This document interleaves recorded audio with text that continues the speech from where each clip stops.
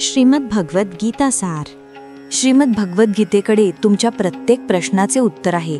तुमची कोणतीही अडचण असो, कोणतीही इच्छा असो, भगवद्गीता तुमच्या प्रत्येक प्रश्नाचे उत्तर देते, तुमच्या प्रत्येक समस्येचे समाधान देते. मग ती अडचण तुमच्या मनाची असो, धनाची असो, शरीराची असो किंवा तुमच्या नातेसंबंधांची असो, तुम्हाला तुमच्या प्रत्येक समस्येचे उत्तर श्रीमद भगवद गीतेमध्ये नक्कीच मिळेल.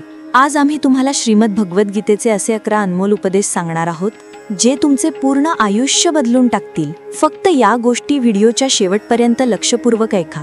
जो व्यक्ती हा व्हिडिओ शेवटपर्यंत ऐकेल त्याला त्याच्या आयुष्यातील प्रत्येक अडचणीवर उपाय नक्कीच मिळेल.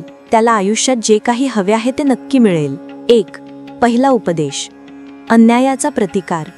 श्रीमद भगवद्गीतेचा पहिला उपदेश हाच आहे की जर कोणी तुमचा आपला असेल किंवा वयाने तुमच्यापेक्षा मोठा असेल तरीही त्याचे तुमच्याप्रती असलेले चुकीचे वागणे कधीही सहन करू नका.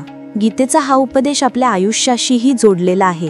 आपणही आपल्या मनातील अनेक त्रास हे विचार करून आयुष्यभर सहन करत राहतो की हा तर माझा आपला आहे, हा माझ्यापेक्षा मोठा आहे, याला आपण कसे काय बोलू शकतो. जर आपण सहन केले नाही आणि काही बोललो तर आपले नाते खराब होईल, नाते संपून जाईल. पण विचार करण्यासारखी गोष्ट ही आहे की जो व्यक्ती तुमच्या त्रासाचे कारण बनतो त्याला तुम्ही आपले कसे मानू शकता. आपला तर तो असतो जो आपले दुःख दूर करतो. त्यामुळे गीतेचा हा उपदेश आहे की कोणालाही आपला फायदा घेऊ देऊ नका, कोणालाही स्वतःवर अन्याय करू देऊ नका. कारण तुम्ही जितके सहन कराल लोक तुम्हाला सहन करण्यासाठी तितकेच मजबूर करतील. गीतेचा पहिला अध्याय अर्जुन विषाद योग आणि दुसरा अध्याय सांख्य योग. याच्या सुरुवातीला अर्जुनाने श्रीकृष्णासमोर आपले दुःख व्यक्त केले की हे केशवा, मी कौरवांची युद्ध कसे करू शकतो, हे तर सर्व माझेच आहेत. मी भीष्म पितामह आणि द्रोणाचार्यांशी कसा लढू, कारण ते दोघेही माझे पूजनीय आहेत. या गुरुजनांना मारण्यापेक्षा तर भिक्षेचे अन्न खाऊन गुजरान करणे मला मान्य आहे. आणि ज्या कौरवांशी मी लढायला जात आहे ते धृतराष्ट्राचे पुत्र माझे भाऊच आहेत. या सर्वांना मारण्यापेक्षा मी संन्यासीच झालेलो बरा. तेव्हा श्रीकृष्णाने अर्जुनाला सांगितले की येथे कोण आपले आहे आणि कोण परके. जो अधर्म करतो त्याच्याशी युद्ध करणे तुला मोक्ष आणि मुक्ती देईल. तू आपल्या या मनाचा मोह सोडून दे, नाहीतर हे जग तुझी निंदा करेल, तुला दरपोक म्हणेल. गोष्ट आपल्या परक्यांची नाहीये, गोष्ट धर्म अधर्माची आहे, गोष्ट योग्य आणि अयोग्याची आहे. जर तू चुकीच्या गोष्टी सहन करशील, त्याचा अंत करणार नाहीस, तर चूक करणाऱ्याला आणखी बळ मिळेल, तो आणखी चुका करेल. म्हणूनच मनाचा मोह त्यागून तू युद्ध कर. दुसरा उपदेश, मोह आणि मृत्यूचे सत्य. महाभारताची आणखी एक कथा आहे. जेव्हा अर्जुनाचा पुत्र अभिमन्यू युद्धात मारला जातो तेव्हा अर्जुन खूप दुःखी होतो, रडू लागतो. तो श्रीकृष्णाला म्हणू लागला की माझा पुत्र अभिमन्यू मरण पावला आहे, मी हे दुःख अजिबात सहन करू शकत नाही, मी सुद्धा स्वतःला संपवून टाकीन. तेव्हा भगवान श्रीकृष्ण त्याला आत्म्यांच्या लोकात घेऊन गेले, जिथे अभिमन्यू आनंदाने बसला होता. कारण त्याने क्षत्रियाला साजेसे वर्तन केले होते म्हणून त्याला उत्तम पदाची प्राप्ती झाली होती. जेव्हा अर्जुन रडत रडत अभिमन्यू जवळ पोहोचला आणि आपल्या पुत्राला पाहून खूप आनंदी झाला, त्याला मिठी मारून तो म्हणू लागला की हे पुत्रा, तुझ्याविना मी जगूच शकत नाही, मी तर जगण्याची आशाच सोडून दिली होती. तेव्हा अभिमन्यू म्हणाला की तुम्ही कोण आहात. अर्जुन म्हणाला मी तुझा पिता आहे आणि तू माझा पुत्र अभिमन्यू आहेस. तेव्हा अभिमन्यू म्हणाला कोण पिता आणि कोण पुत्र, माझे हजारो जन्म झाले आहेत. कोणत्या तरी जन्मात तुम्ही माझे पिता बनता तर कोणत्या तरी जन्मात मी तुमचा पिता बनतो. आत्म्याला ना कोणती आई असते ना कोणी पिता. जेव्हा अर्जुनाने पाहिले की माझा मुलगा मला ओळखतही नाहीये तेव्हा त्याचा सर्व मोह संपला. म्हणून गीतेचा हा उपदेश नीट समजून घ्या की येथे कोणी आपले किंवा परके नाहीयेत. जो वाईट वेळेत संकटात आपली साथ देतो फक्त तोच आपला आहे, बाकी सर्व परके आहेत. तिसरा उपदेश, वर्तमान काळात जगा. गीतेचा दुसरा उपदेश हा आहे की जे होऊन गेले आहे त्याचे दुःख करू नका आणि जे येणार आहे त्याची अजिबात चिंता करू नका. जेव्हा महाभारताचे युद्ध चालू होते तेव्हा अर्जुनाने श्रीकृष्णाला विचारले की जर हे युद्ध झाले तर करोडो लोक मारले जातील. जे सैनिक आणि योद्धा या युद्धात मारले जातील त्यांच्या स्त्रियांचे काय होईल, समाज कसा पुढे जाईल. अर्जुनाने अशा अनेक गोष्टी विस्ताराने सांगितल्या. तेव्हा भगवान श्रीकृष्ण म्हणाले अशोचान्नव शोचत्वम प्रज्ञावादांच भाषसे गता सुनगता सुंश्च नानु शोचंती पंडिताः. श्रीकृष्ण म्हणाले हे अर्जुना, तू मोठ्या मोठ्या ज्ञानांसारख्या गोष्टी करत आहेस, पण जो खरा ज्ञानी असतो तो जे लोक मरण पावले आहेत, केव्हा जे एक दिवस जाणार आहेत त्यांची चिंता करत नाही, त्यांचे दुःख करत नाही. तुझ्या हातात काहीच नाहीये. तू इच्छा करूनही काही नियंत्रित करू शकत नाही. जीवन आणि मरण ही तर निसर्गाची नियती आहे. म्हणूनच जो ज्ञानी असतो तो कोणाच्या मरण्यावरही रडत नाही. ज्ञानी लोक ना भूतकाळाचा शोक करतात ना भविष्यकाळाची चिंता करतात. म्हणूनच जे होणार आहे ते होणारच आहे आणि जे होणार नाही ते कधीच होणार नाही हा निश्चय ज्याला समजतो, ज्याच्या बुद्धीत हे उतरते, त्याला कधीच कोणती चिंता सतावत नाही, कोणतेही दुःख सतावत नाही. आपल्या सर्व दुःखांचे कारण हेच आहे की आपण एकतर निघून गेलेल्या वेळेचा विचार करून परेशान होतो किंवा भविष्याची चिंता करून स्वतःला आजारी पाडतो, नष्ट करतो. गीतेचे ज्ञान आपल्याला हेच शिकवते की ना आपण होऊन गेलेला काळ बदलू शकतो, ना येणारा काळावर नियंत्रण मिळवू शकतो. आपल्या हातात फक्त वर्तमान आहे, फक्त आजचा क्षण आहे. आपला 99% ताण आणि चिंता भूतकाळ आणि भविष्यकाळाचा विचार केल्यामुळे होते. आपण नेहमी त्यातच जगतो पण वर्तमानात कधीच जगत नाही. जेव्हा तुम्ही वर्तमानाचा पूर्ण आनंद घ्यायला शिकाल तेव्हाच तुमच्या आयुष्यातील तणाव कमी होईल, चिंता संपतील. वर्तमानात जगणे ही खूप मोठी उपलब्धी आहे. पारस दगडाची गोष्ट. एका गुरुजींनी आपल्या शिष्याला एक पारस दगड दिला. त्यांचा तो शिष्य खूप आळशी होता, प्रत्येक काम उद्यावर टाकायचा. गुरुजींनी त्याला सांगितले की मी तुला हा पारस दगड देत आहे. या दगडाचा स्पर्श जेव्हा तू लोखंडाला करशील तेव्हा त्याचे सोने होईल. आणि हा दगड मी तुला फक्त 1 महिन्यासाठी देत आहे. 1 महिना संपला की मी हा दगड परत घेईन. तोपर्यंत तू हा दगड स्वतःकडे ठेव. गुरुजींचा तो शिष्य बाजारात लोखंड खरेदी करायला गेला. बाजारात गेल्यावर त्याला लोखंडाचा भाव खूप महाग वाटला. त्याने विचार केला की थोडे दिवस थांबून घेईन, जेव्हा लोखंडाचा भाव कमी होईल.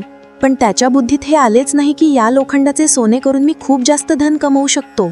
पण त्याच्या मनातील आळसामुळे त्याने ते काम उद्यावर ढकलले. असे करता करता पूर्ण महिना संपला. मग गुरुजी त्या शिष्याकडे आले आणि विचारले की सांग, तू किती सोने बनवलेस? शिष्य म्हणाला की मी तर अजून सोने बनवायला सुरुवातही केली नाहीये. गुरुजी म्हणाले की मला माझा पारस दगड परत हवा आहे. शिष्य म्हणाला नाही, मला थोडा वेळ द्या, मला थोडे सोने बनवायचे आहे. गुरुजी म्हणाले की हा पारस दगड पूर्ण 1 महिना तुझ्याकडे होता, पण तू काहीच करू शकला नाहीस. आता वेळ संपली आहे. हे आपले जीवनही असेच आहे आणि हा वेळ म्हणजे पारस दगड आहे. आपण वेळेचा एका क्षणाने आपले जीवन सोनेरी बनवू शकतो. पण आपल्याला वाटते की आपल्याकडे खूप वेळ उरला आहे. एखादी दिवशी आयुष्य जगू, एखादी दिवशी आयुष्यात आनंदी होऊ, पण तो दिवस कधीच येत नाही आणि आपण आयुष्यभर पळत राहतो, चिंता करत राहतो, दुःखी होत राहतो. पण आयुष्य जगणे, आनंदी राहणे आपण विसरून जातो.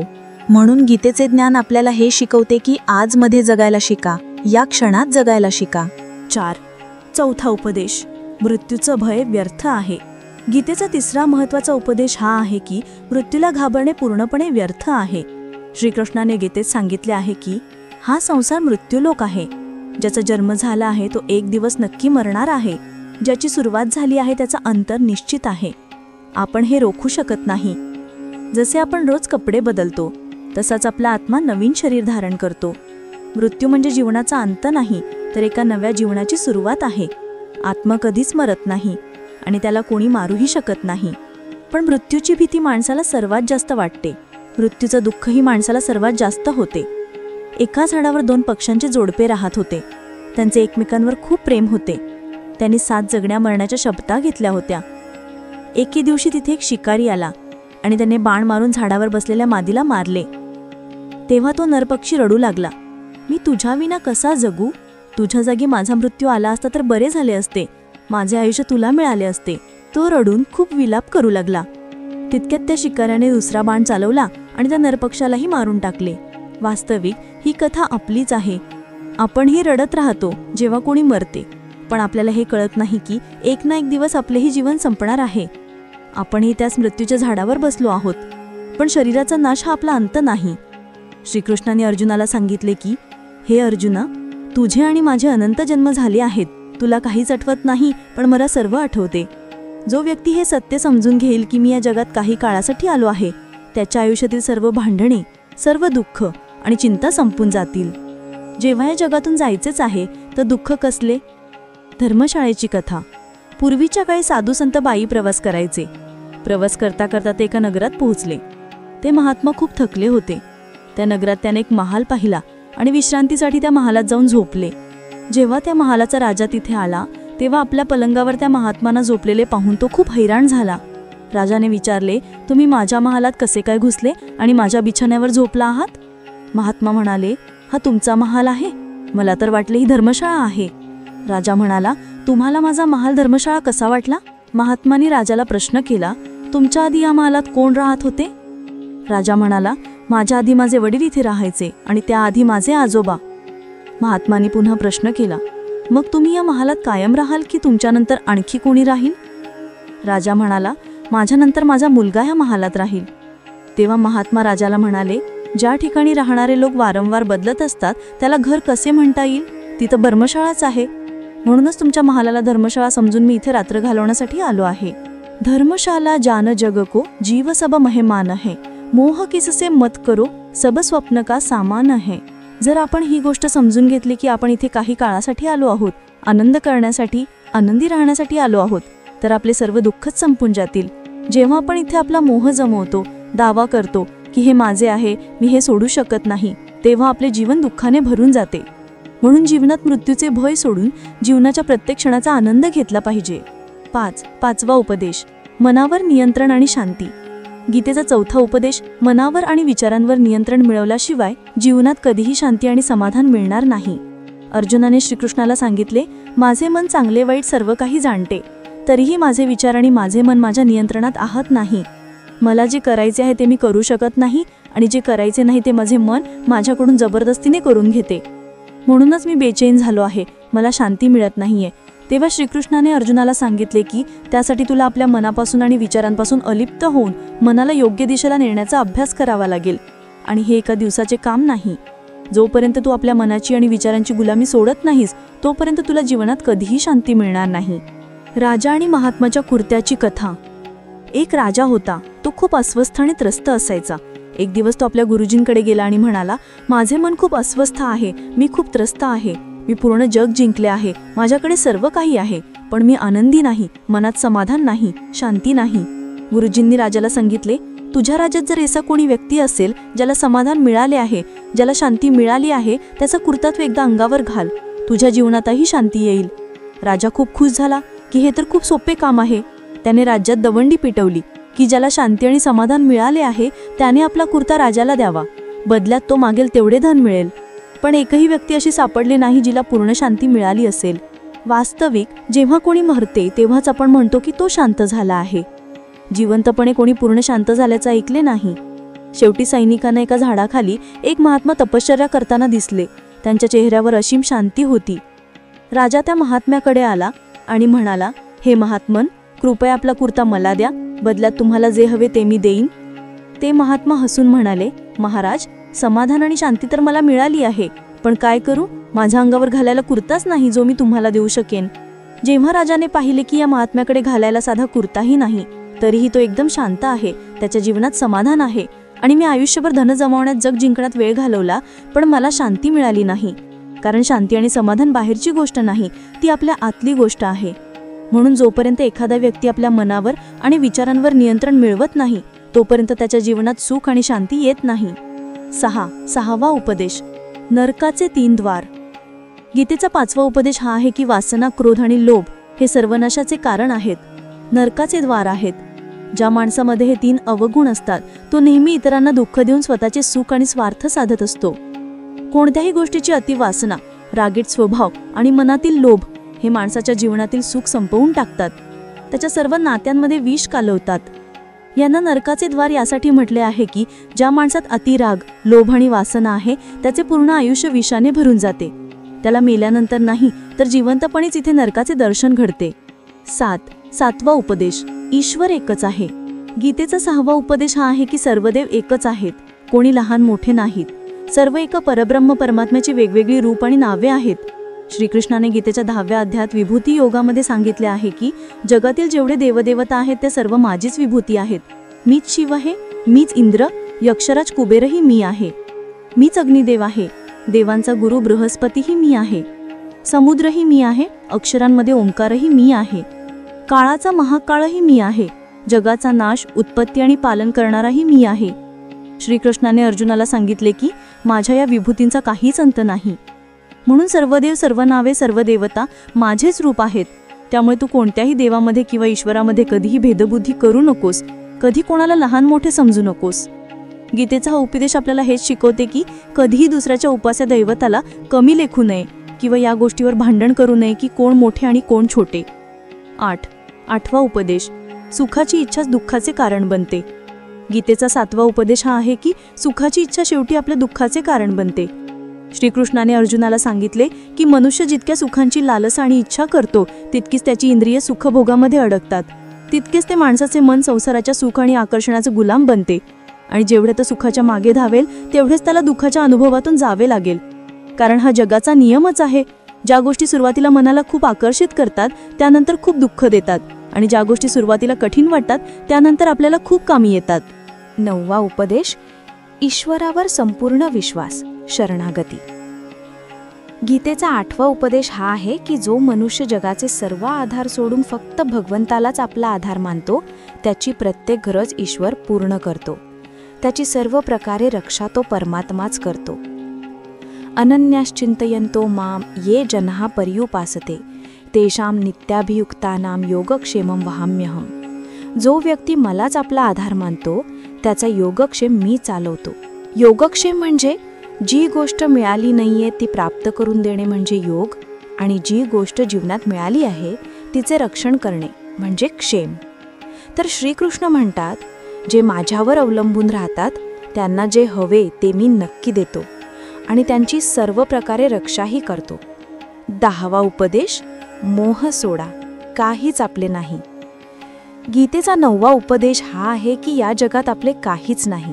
गीतासारमध्ये तुम्ही अनेकदा ऐकले असेल, तुझे काय गेले ज्यासाठी तू रडतोस, तू काय आणले होतेस जे तू गमावलेस, तू काय निर्माण केलेस जे नष्ट झाले, तुझे घेतले इथूनच घेतले, जे काही दिले इथेच दिले.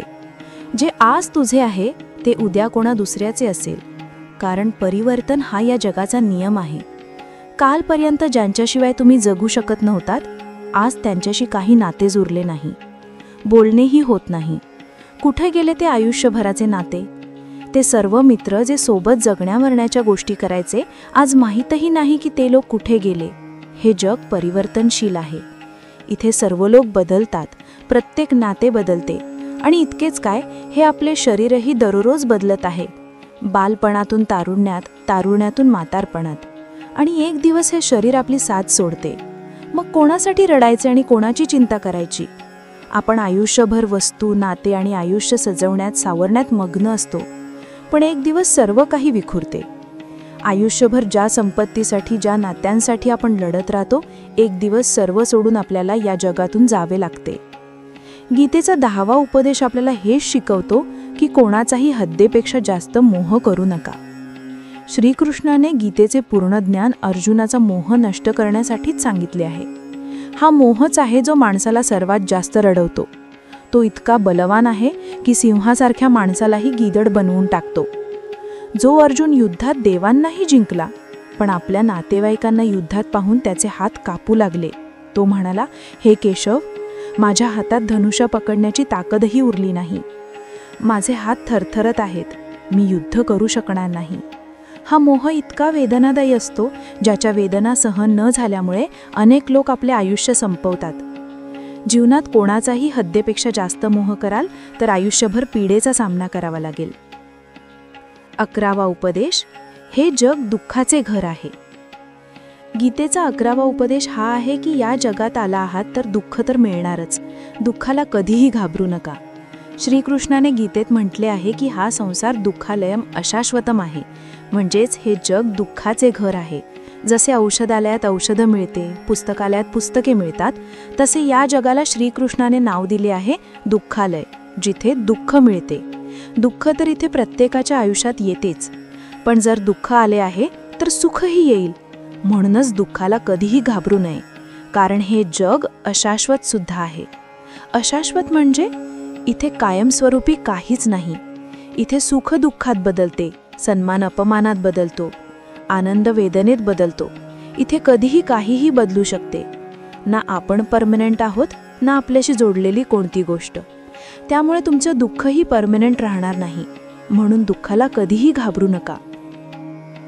निष्कर्ष, श्रीमद भगवद्गीतेचे हे उपदेश जर एखाद्या व्यक्तीने नीट समजून घेतले आणि आपल्या आयुष्यात उतरवले तर हे नक्की आहे की तो आपल्या आयुष्यात जे चाहेल ते मिळवू शकतो. आपल्या जीवनातील प्रत्येक समस्येतून तो एका क्षणात बाहेर येऊ शकतो. जेव्हा जेव्हा जीवनात कोणती चिंता किंवा अडचण येईल तेव्हा एकदा हे उपदेश नक्की ऐका आणि मनात हा विश्वास ठेवा की गीतेचे हे ज्ञान तुमच्या आयुष्यातील प्रत्येक अडचणीत तुम्हाला रस्ता नक्की दाखवेल. मला आशा आहे की हा व्हिडिओ तुम्हाला नक्की आवडला असेल. व्हिडिओ आवडला असेल तर एक लाईक नक्की करा आणि कॉमेंट्समध्ये जय श्री कृष्ण नक्की लिहा.